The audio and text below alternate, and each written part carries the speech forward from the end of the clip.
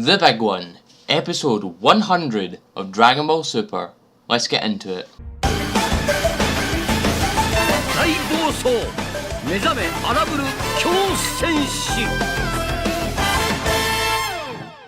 As we get into the episode, it starts off from where it last left off. Gohan's crew is a man down with Krillin being eliminated in the episode before. 17 and 18 start chewing out Krillin for dropping his guard and getting eliminated by Frost. And then we get to Vegeta versus Botamageta, or Botamo Mageta, the whole pseudo fusion we got from the last episode with Botamo kind of jumping on Mageta's shoulders and covering his ears so he doesn't hear the insults. And Vegeta is still seeming to have a lot of trouble, and he decides, no, I'm not doing this, you know. He dips from that fight, he jumps into the smoke, which is where we get one of the most badass scenes from this arc so far.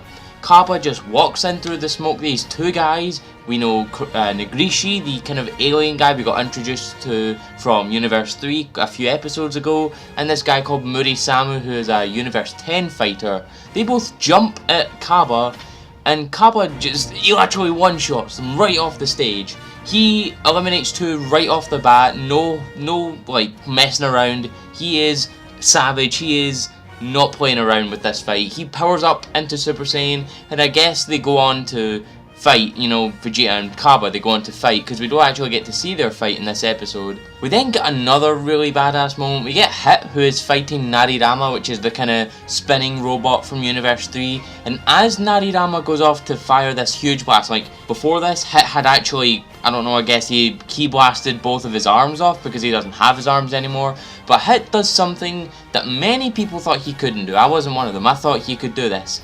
He uses the Tokitobashi, otherwise known as the time skip, and he flicks Narirama off the stage, eliminating him. So that confirms that he can indeed use the time skip within the world of Void, which is very interesting. Although it should have been obvious considering they have a time limit. You know, if you have a time limit, there's obviously some form of time to use, if you know what I mean. But he says that he senses a very disturbing presence, and well, we know where this is going from the previews. We switch to the squid guy from the previews, who I said looked like Dr. Zoidberg from Futurama. He's from Universe 10, he's called Michopu, I'm not sure how you pronounce that. But Kale is not doing very well in this fight. She punches him, but he catches her in the mouth.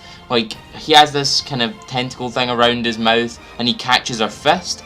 And then he hits her with this big left hand and makes her back into Napapa, who's the sumo guy from Universe 10, making them both team up against Kale, who start to do real damage to Kale. They're just whamming on her. Then Napapa's like, you know what, you're not fun anymore. He smashes her away, but just before she gets put out, Caulifla jumps in and does the rescuing Kale.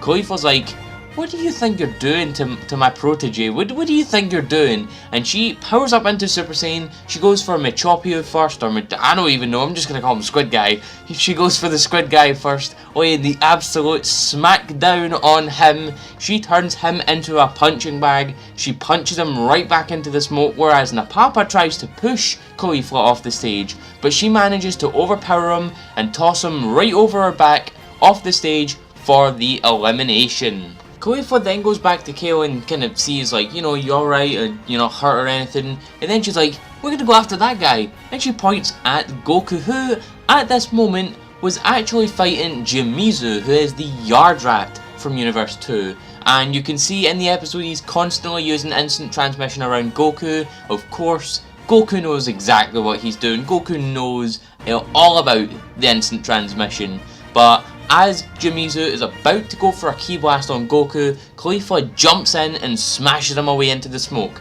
And the thing about this is, there's a big debate in the community right now, and that is that, did Jimizu get eliminated or did he not? Because it looked like he got eliminated maybe, but to me, and I was talking to Ken Shiro about this as well, is that it looks like he was maybe just punched back into the smoke. I don't think he's eliminated because he seems to depend on instant transmission by the looks of it. It's his big kind of party trick, I suppose you could say. So I think he would use instant transmission as fast as he could once you get knocked back into that smoke.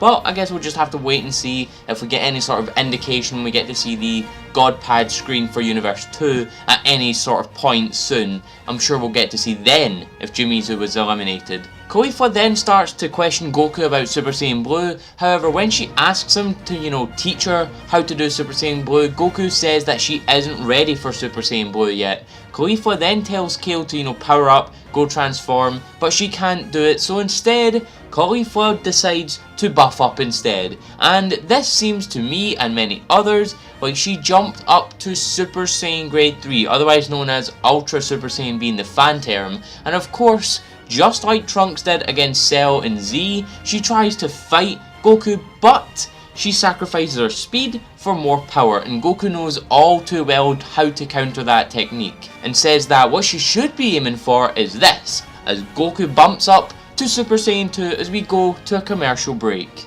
We come back from the break, and just like with Gohan back in Z in the Room of Spirit and Time, she was able to go Super Saiyan 2, however she hasn't been able to do it since then. Of course, we got to see a tiny glimpse of Super Saiyan 2 within the Room of Spirit and Time back in Z with Gohan, and he obviously wasn't able to do Super Saiyan 2 until he was fighting Cell and Android 16 was killed by him.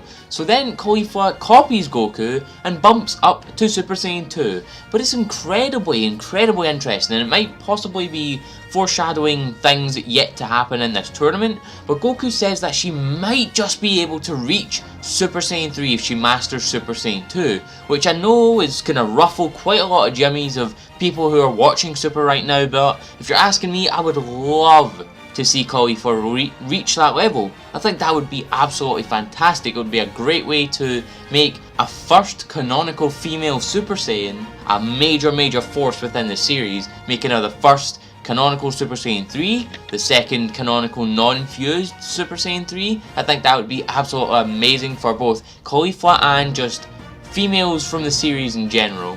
They both fire a ki blast at each other and they start going at it, and it's just like they're doing laps around the arena because you're constantly seeing the floor beneath them kind of changing around them as if they're going in a circle. They're throwing flurries of punches, they're getting thrown from pillar to post. It's absolutely insane, they're fighting. I'm absolutely loving it. They stop for a moment and they decide to, go at it again, but as they're fighting, Kale fires a blast at Goku and Goku's like, could you not?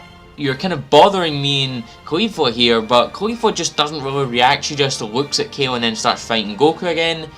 Oh boy, and this is where the rude awakening of the beast begins. Kale starts to cry, she starts to lose control, she starts to get angry, she starts to turn into Broly, because she is literally, instead of, being like, Kakarot, she's like, Son Goku, over and over and over again, and the stage is shaking, she's starting to glow. We get that kind of, I don't know, like circular effect with the colours changing as it's kind of going into Kale. She starts to buff up, her hair turns green, and she's absolutely screaming, and there we have it. Super Saiyan Berserk Kale has awakened in the Tournament of Power, and we even get this kind of screen with, it has a bunch of fighters, it has Jiren, Toppo, Frieza, Hit, Ribrianne, a couple other fighters from other universes, and then it's like a piece of glass, it shatters and Kale just starts screaming. I think that's absolutely amazing imagery. But Kale immediately lunges for Goku but hits Caulifla in the process, and just as Caulifla's about to be eliminated,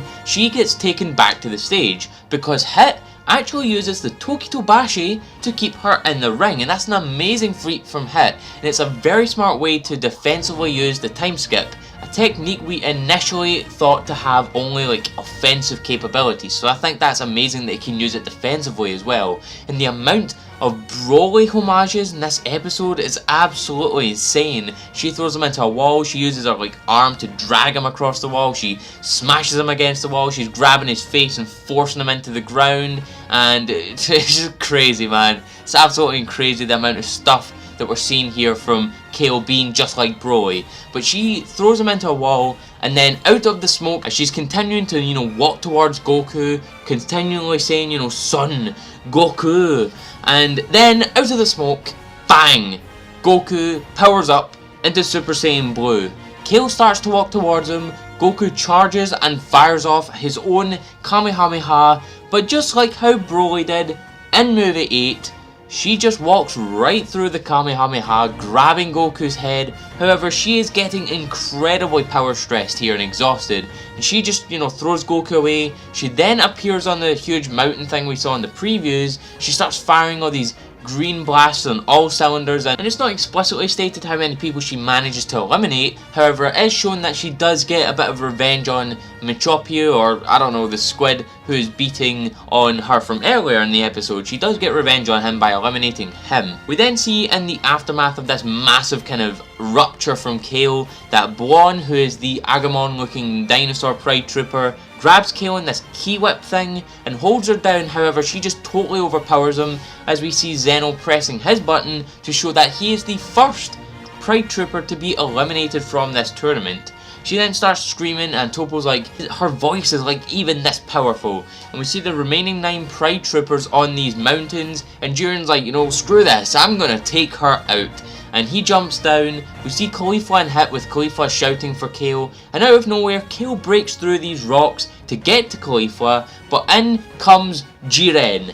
He fires this huge orange key ball at her. He sort of lifts it into the air. He opens his eyes, like he kind of, I don't know, sort of like spasms his eyes or something like that, and he just turns around, poses, folds his arm, and he's like, it's over. And the thing just explodes. He is such an alpha, man. Caulifla catches Kale as she gets flung back to them, and you just see him and Jiren just have this massive stare off at each other, and it's definitely been, hinted at that Hit and Jiren are gonna have a fight in the future, and I think that Toei is gonna do something here that is gonna make Jiren this big threat. What they're gonna do is they're gonna make Hit be jobbed by Jiren. They're gonna make the previous strongest guy be jobbed by the newest strongest guy, and it's gonna put Jiren on this pedestal to make him strong enough to fight Goku, if you know what I mean, to give it that sort of hype that we had for Hit and Goku back in the Champa arc.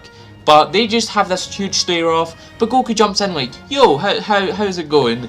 And then Hit's like, right, we've got a chance, and him, Caulifla and Kale just dip out of there as Goku and Jiren are left to have another big stare off as the episode ends there. But now, with the episode out of the way, it's time to get into the overall thoughts of this episode, and what an episode it was, man. Episode 100, an absolutely huge milestone for Dragon Ball Super. Did it deliver?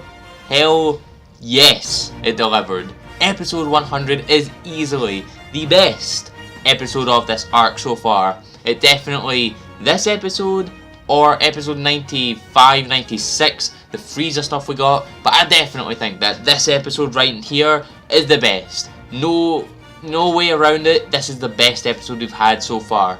The fights were there. Multiple people got eliminated, like 4 or 5, maybe even 6 people got eliminated in this episode, and that is insane, man. It's so good.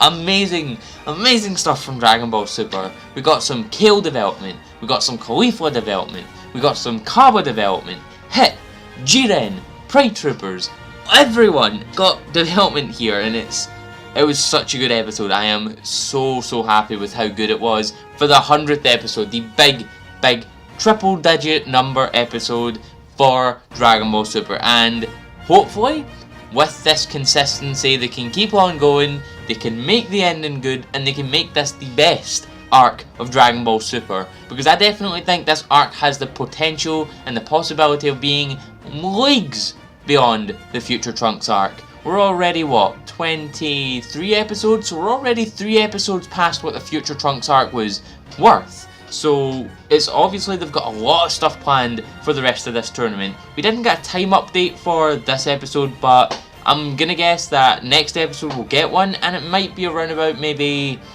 35 minutes left, possibly, something like that.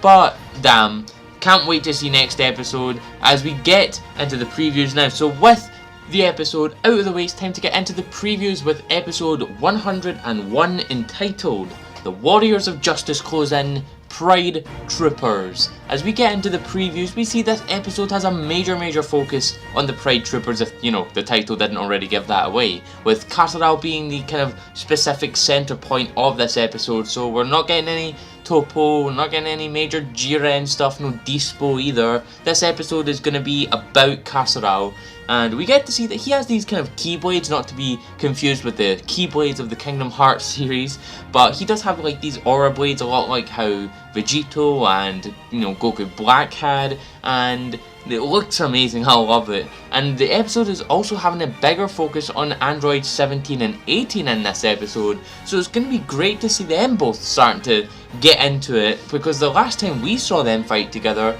was the History of Trunks special, so we haven't really seen them get to really do much together since then. It's going to be great to see them fight together again, because 17 has been absent for so long, and they're standing with Goku, so it looks like Goku's going to be joining in this fight, and it doesn't look like he's going to be starting his match with Jiren just yet. We get a couple more incredibly quick shots of Goku, 17, 18, Kahseral, and a couple more of the Universe 3 members jumping into the mix, as well as the Pride Troopers that will be maining this episode. Kahseral fires this huge yellow ki blast at someone, and we see the big talking point from this episode preview, because we see Kale and Caulifla. However, they're surrounded by this big kind of purple mist type thing, and we see Kale crying with Caulifla being completely beat up. So what I thought immediately when this came up is Gohan being protected by Piccolo from Nappa in the Saiyan arc.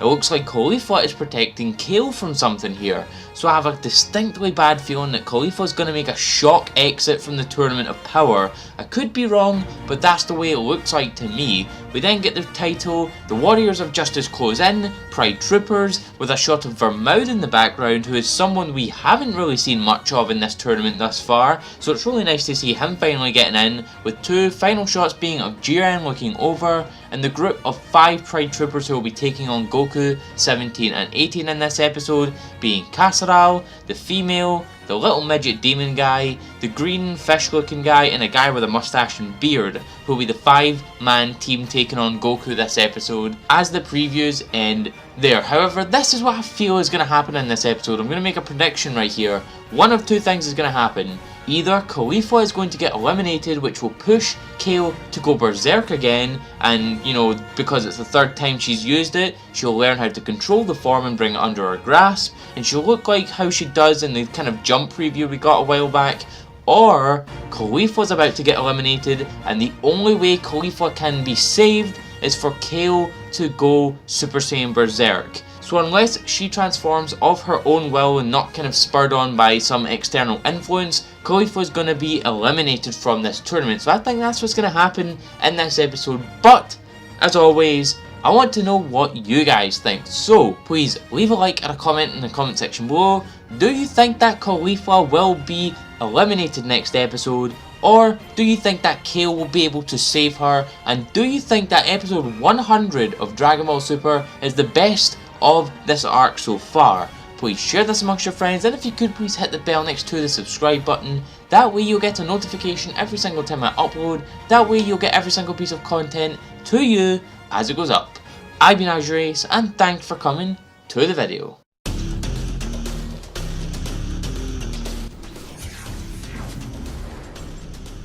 You have arrived.